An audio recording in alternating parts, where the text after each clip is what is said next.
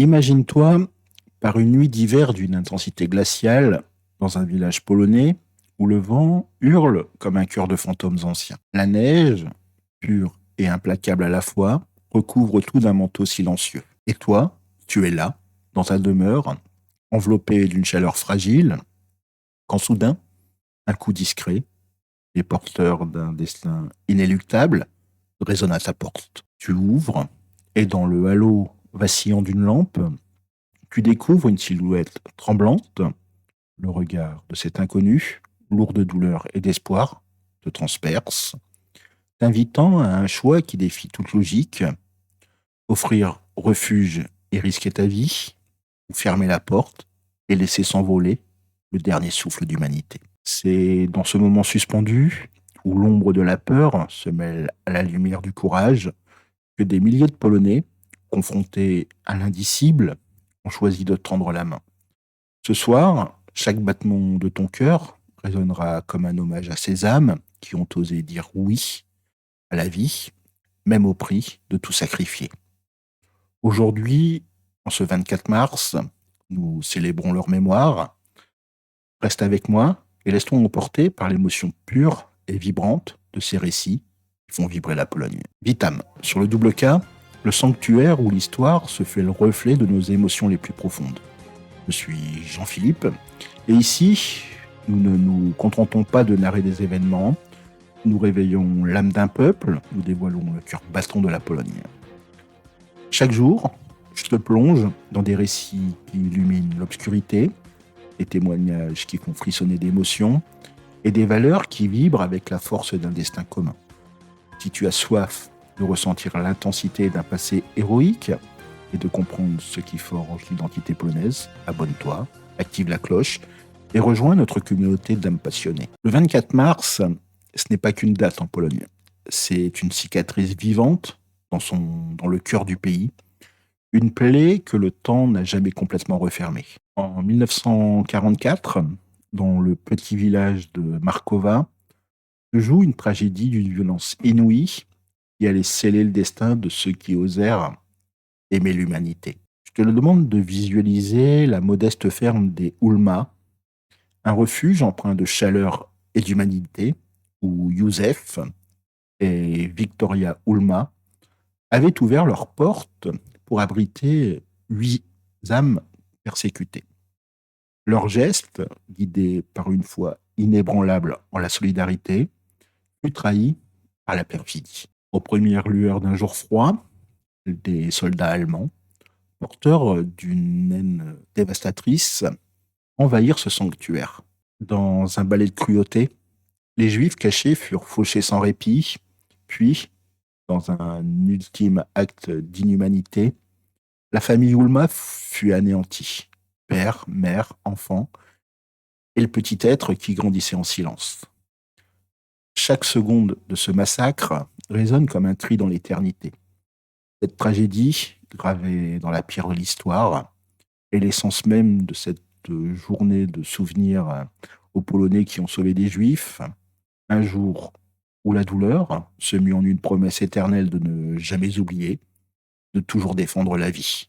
Au cœur de cette obscurité la plus totale, quand l'horreur semblait avoir englouti toute lumière, certains êtres d'exception ont fait jaillir une flamme d'espérance, éclairant l'avenir par leur courage incandescent. Je te demande tout d'abord de penser à Irena Sendlerova, une étoile qui a brillé avec une intensité défiant l'impossible. En 1942, alors que Varsovie était plongée dans le chaos du ghetto, Irena, infirmière au cœur de Lyon, se glissait dans des recoins sombres de la désolation pour extraire des enfants condamnés à l'oubli. Imagine-la, par une nuit glaciale, errant contre elle ses petites vies, portant sur son dos la lourde charge d'un espoir fragile.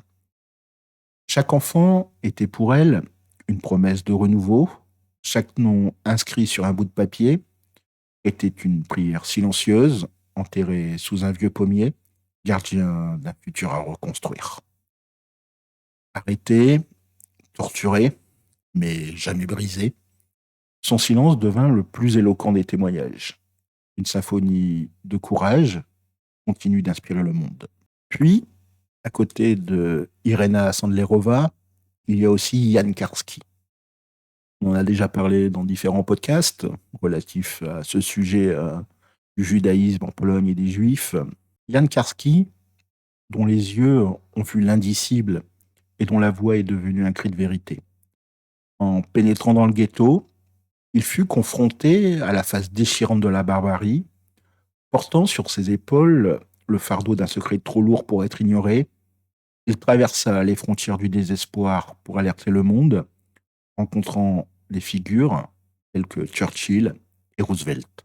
Son témoignage, empreint de douleur et d'espoir, fut une lumière dans l'obscurité, une voix qui refusait de se taire face à l'injustice la plus absolue. Enfin, nous évoquons Zofia Kosak-Szuska, dont la plume vibrante se transforma en arme de résistance.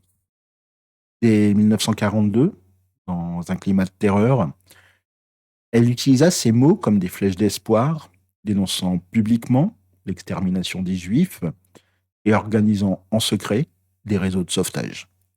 Chaque lettre, chaque discours qu'elle prononçait, était une déclaration d'amour pour l'humanité, une promesse que, même dans les ténèbres, la lumière de la justice ne s'éteindrait jamais. Ces héros, parmi tant d'autres, incarnent l'essence même de la bravoure et de la compassion. Leurs gestes, simples en apparence, ils résonnent comme des hymnes d'amour à la vie et à la dignité humaine, transformant la souffrance en une force intemporelle. Aujourd'hui, chaque 24 mars, la Pologne, elle se pare d'un voile de recueillement et de ferveur, transformant la douleur du passé en une célébration de l'esprit humain. Dans les écoles, les enfants, les yeux emplis de curiosité et de respect, écoutent les récits vibrants de ces héros qui, par un simple geste, ont défié la mort.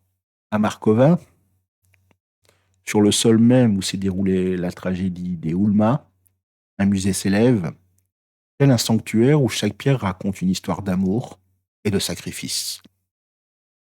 Les cérémonies, ponctuées de larmes et d'applaudissements silencieux, sont une ode à la vie, un rappel que la lumière de l'humanité doit toujours triompher, même face à l'obscurité la plus implacable.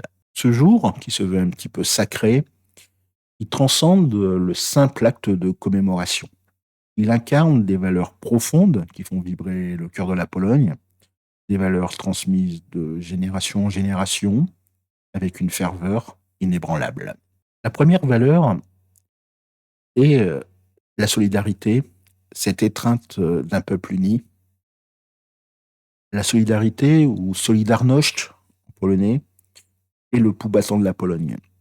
Imagine des citoyens conscients que chaque geste pouvait être le dernier, choisissant néanmoins de tendre la main, de partager leur maigre espoir, sauver une vie. Cette union sacrée a permis à la Pologne de se dresser contre les régimes les plus oppressifs, de transformer la douleur en une force collective capable de renverser des empires. Une deuxième valeur à noter est le courage, qui est un petit peu ce feu de l'humanité. Le courage véritable ne se mesure pas en exploits guerriers, mais dans ces instants intimes où la peur est vaincue par l'amour.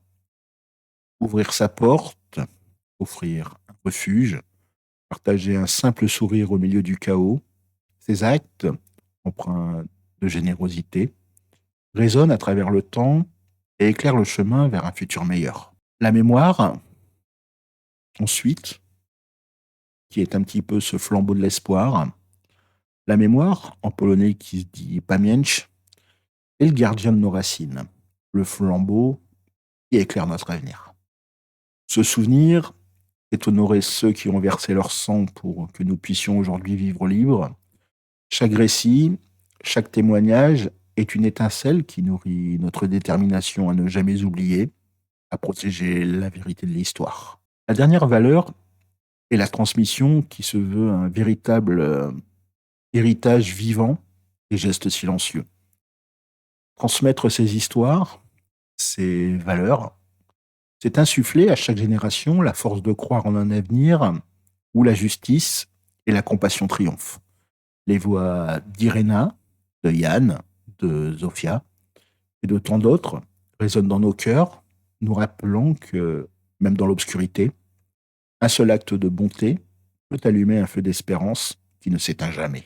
Ces valeurs, solidarité, courage, mémoire et transmission, ne sont pas de simples mots. Elles sont la force vitale d'un peuple, la preuve vivante que même dans les heures les plus sombres, l'âme polonaise vibre avec une passion indomptable. Alors, que retenir de ce voyage au cœur de l'histoire ? C'est que l'héroïsme se niche dans les gestes les plus simples, dans ces moments d'humanité pure où l'on choisit de combattre l'injustice, de dire oui à la vie, malgré la peur. Chaque sourire offert, chaque main tendue, chaque mot de réconfort résonne comme un écho d'amour qui défie le temps et l'oubli. Je t'invite, toi qui m'écoutes, à méditer sur cette question. Dans un monde où l'indifférence peut parfois dominer, serais-tu capable, toi aussi, de laisser ton cœur parler et de défendre la dignité humaine ? Je te demande de partager tes pensées, tes émotions, car c'est ensemble que nous transformerons cette passion en un mouvement de mémoire et d'espoir. Après avoir plongé dans l'intensité d'un passé douloureux et lumineux, prépare-toi à une transition tout aussi fascinante et inattendue. Notre prochain épisode te transportera dans un univers gourmand et chaleureux, le Dzień Gofra, la célébration polonaise de la gaufre.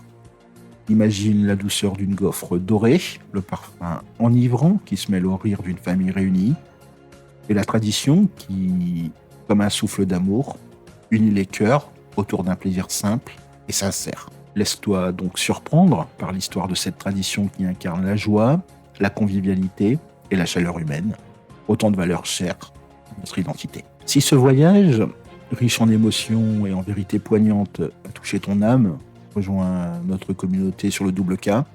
Abonne-toi, laisse un pouce bleu, partage ce podcast pour que la mémoire de ces héros puisse éclairer le monde entier. Chaque écoute, chaque mot partagé est un acte de résistance contre l'oubli et un vibrant hommage à ceux qui ont su faire briller la lumière dans les ténèbres. Je te remercie de t'être laissé transporter par ces récits d'amour, de sacrifice et de courage. Je te dis à très bientôt pour de nouvelles explorations où l'histoire et l'émotion s'entrelacent pour éveiller en nous la passion d'un avenir meilleur. En attendant, je te souhaite une très bonne journée. Begonia, à demain. Do jutra, à très bientôt. Do zobaczenia.